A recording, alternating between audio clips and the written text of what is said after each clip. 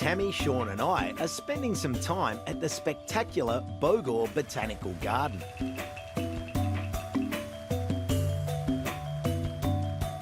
Look at the size of this place. Oh my gosh.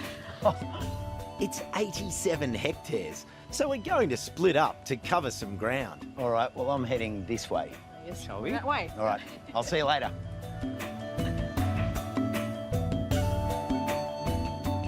The city of Bogor is about an hour south of Jakarta. It's mountainous, it's warm, and it's wet. It seems to pour here at least once every day. So it's no wonder Bogor is nicknamed the Rainy City.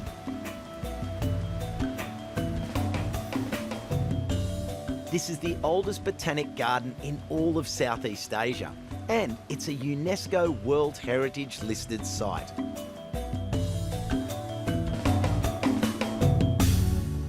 Some of the trees here are hundreds of years old, like these two absolute giants.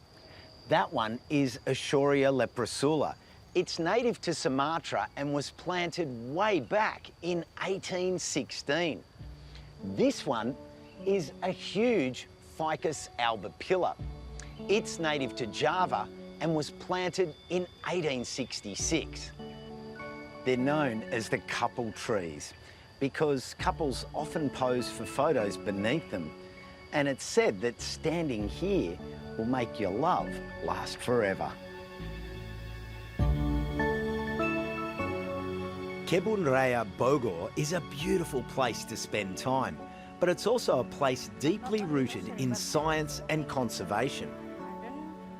I've been lucky to meet up with Professor Sri Rahayu, a research scientist who's been working to discover Indonesia's plant secrets for decades.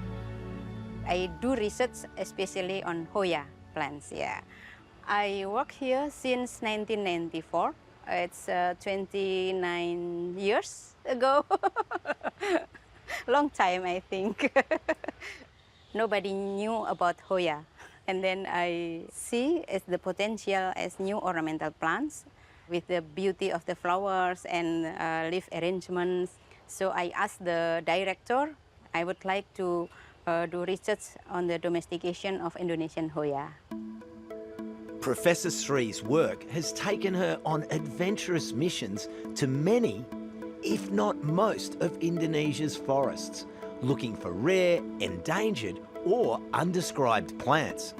In Sumatra, Kalimantan, Sulawesi, Lombok, and Java, and so on, Bali. Yeah. I'm especially looking for hoya, but not only hoya. And it's about 20 new hoya species have been described.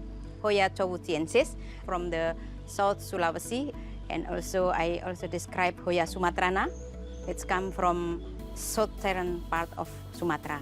And one more species from Central Kalimantan, Hoya sanguinensis. I named after the location. Now, Sri's taking me to see the medicinal plant collection. Quite far from here, but still in the garden. This part of the garden has around 200 plants, long used as traditional medicine. I recognise some of them, things like pepper and turmeric, but others are new to me, including some that are being studied for their potential to cure serious illness. We can do research here for domestication and to investigate what is the properties like medicines. Hoya also can be extract for cosmetics. So many kinds of our needs, yeah.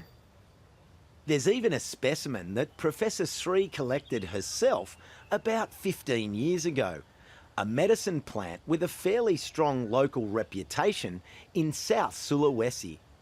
This is Lunacia amara. This species has been used as aphrodisiac for men, and people there produce the powder from the bark of the species and sell it as drug, yeah, for men. Yeah, yeah.